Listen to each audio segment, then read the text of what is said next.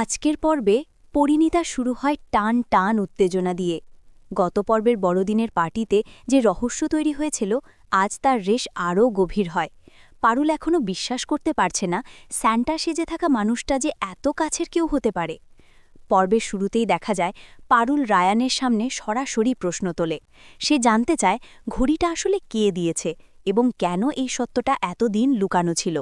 Ryan প্রথমে এড়িয়ে যেতে চাইলেও পারুলের দৃঢ়তায় সে অস্বস্তিতে পড়ে যায়।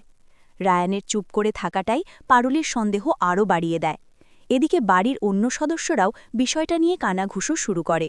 কেউ পারুলের পাশে দাঁড়ায়, আবার কেউ রায়ানকে সময় দিতে বলে। এই টানাপোড়েনের মাঝেই পারুল স্পষ্ট জানিয়ে দেয়, আর কোনো লুকোচুরি সে মানবে না। আজকের পর্বের সবচেয়ে গুরুত্বপূর্ণ অংশ আসে মাঝামাঝি সময়ে। পারুল জানতে পারে পুরো ঘটনাটার পেছনে আরও কেউ আছে, যে ইচ্ছে করেই পরিস্থিতি ঘোলাটে করেছে। এই খবর শোনার পর পারুল একেবারে ভেঙে পড়ে, কিন্তু সে সিদ্ধান্ত নেয় সত্য সামনে আনতেই হবে। পর্বের শেষ দিকে দেখা যায় রায়ান অবশেষে পারুলকে সব খুলে বলতে উদ্যোগী হয়। সে স্বীকার করে যে কিছু সিদ্ধান্ত সে ভুল করেছে, তবে সবটা ইচ্ছে করে লুকানো হয়নি। এই স্বীকারোক্তি পারুলকে কিছুটা শান্ত করে, তবে বিশ্বাস পুরোপুরি ফিরে আসে না। শেষ দৃশ্যে আসে বড় ক্লিফহ্যাঙ্গার। পারুল একা দাঁড়িয়ে ভাবছে সে কি রায়ানকে আবার বিশ্বাস করবে, নাকি নিজের সম্মান আর আত্মসম্মানকে প্রাধান্য দেবে।